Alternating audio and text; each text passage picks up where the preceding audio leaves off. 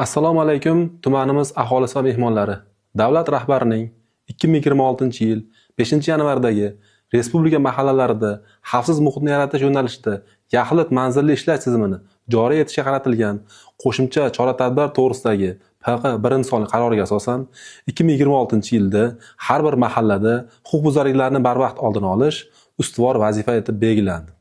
Asosiy e'tibor jinoyatlarni profilaktika qilishga qaratilib, buning uchun tumandagi barcha mas'ul idora va muassasalar, fuqarolarning o'zini o'zi boshqarish organlari, boshqa nodavlat, notijorat tashkilotlari, shuningdek keng jamoatchilik vakillari jalb qilingan. Jinoyatlar uchun jazo muqarrarligini ta'minlash qanchalik muhim bo'lsa, ularni keltirib chiqaradigan sabab va omillarni bartaraf qilish, tumanning har bir ko'chasida, bozorida, jamoat joylarida xavfsiz muhit yaratish choralari ko'rilmoqda. Tegishli chora-tadbirlar amalga oshirilayotgan bo'lsa-da, ayrim turdagi jinoyatlar sodir etilmoqda.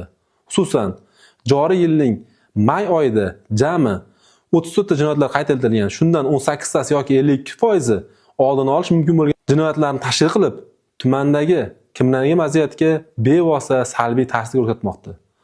Oldini olish mumkin jinoyatlarning salmog'i, ya'ni 27% o'g'rilik, 22% firibgarlik, 16% o'limsiz yo'l transport hodisalari, 5% dani yengil, o'rtacha og'ir tan jarohati yetkazish, o'limli yo'l transport hodisalarini tashkil qilmoqda.